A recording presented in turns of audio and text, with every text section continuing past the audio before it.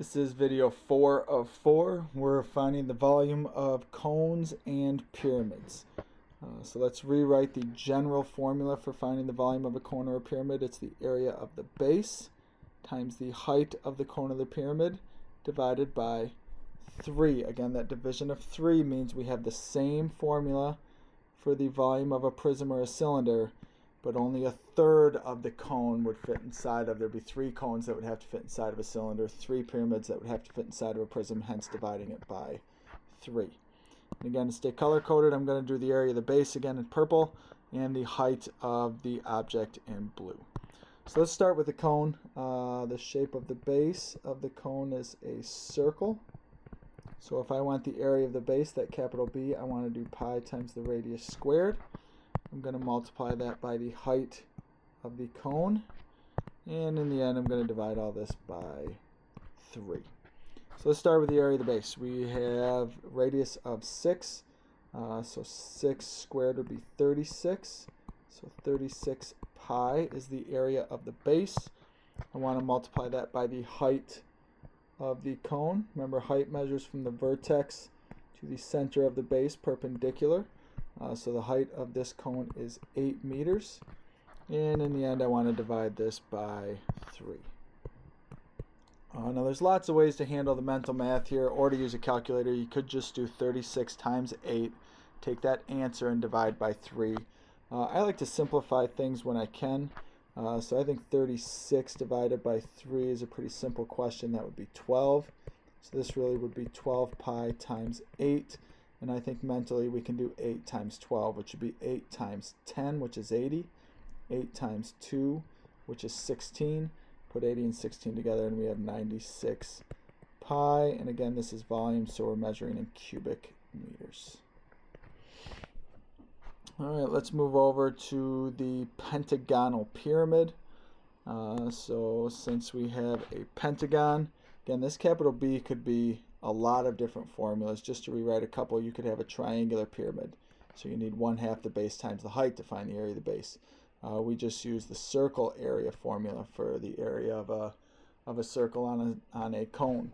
You could use just base times height. Maybe the base is a rectangle or a square or a parallelogram. In this case, we're using that unique formula, that 1/2 AP, to find the area of the base of a regular figure. 1/2 the apothem times the perimeter. And we use this in the last week's notes. I used it in that challenge question on the second set of notes, or the second video for this lesson, and I'm going to use it again. So the apothem is from the center of a regular figure, perpendicular to the outside. So our apothem here is 6.88. That P stands for the perimeter of the figure. Let's see, we have 1/2. The apothem, got to erase here. We have 1/2. The apothem is 6.88. The perimeter is 10. So this is the capital B work right here. Sorry, the perimeter is not 10. The perimeter is 50. So we have 5 sets of 10. So we're going to multiply this out. We have 0.5 times 6.88 times 50. It gives us an area base of 172. So all I did so far again was the area of the base. Just calculated this area right here.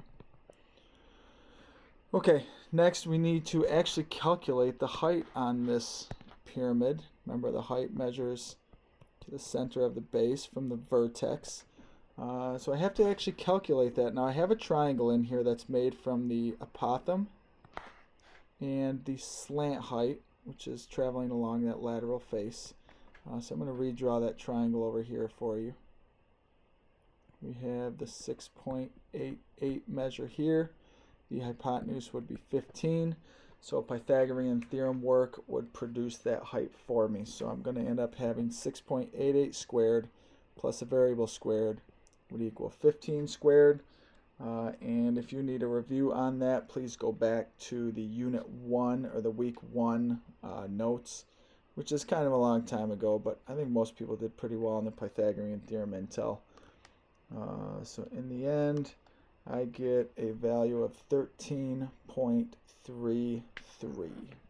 So my height right here turns out to be 13.33.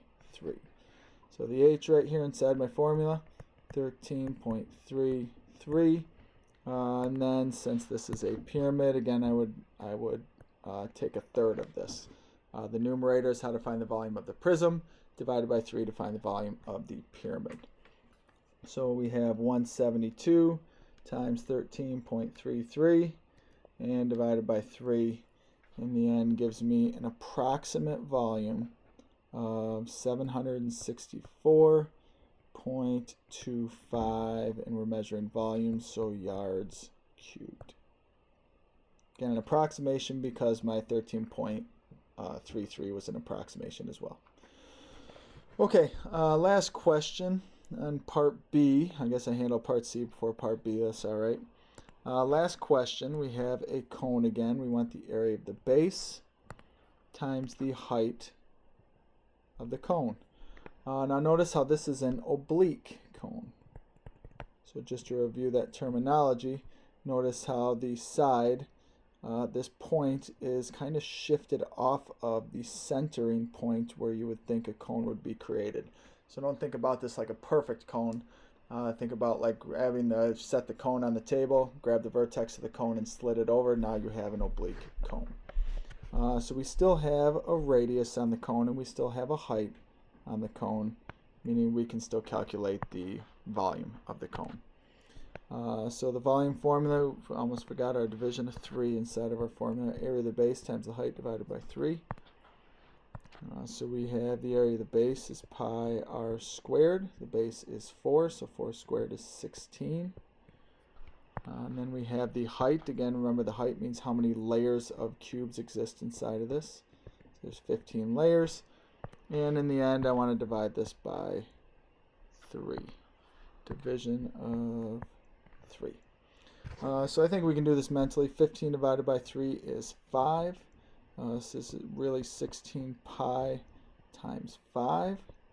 The 5 times the 10 is 50. The 5 times the 6 is 30. Put those together. We have a grand total of 80 pi inches cubed. Which brings us to the end of our notes for the second to last week. Remember, if you have questions, you know when my office hours are from 9 to 11, Monday, Tuesday, Thursday, and Friday, as well as Mr. Seville from 11 to 1 on the same days. Good luck, everyone. Hopefully I will talk to you soon.